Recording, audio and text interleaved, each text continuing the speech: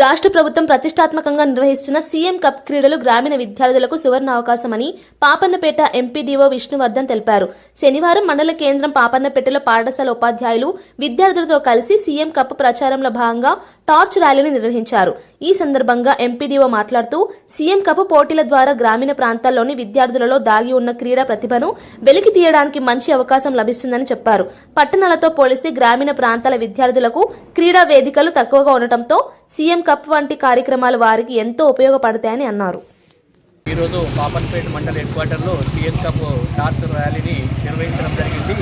అదేవిధంగా అందరి గ్రామాల్లో ఉన్నటువంటి యువకులకు తెలియజేయనిది ఏమనగా వివిధ రకాలైనటువంటి పోటీలు నిర్వహించడం జరుగుతుంది. సీఎం కప్లో పార్టిసిపేట్ అయ్యి గ్రామ స్థాయిలో పార్టిసిపేట్ అయ్యి తర్వాత మండల స్థాయికి రాగలరని కోరుచున్నాము.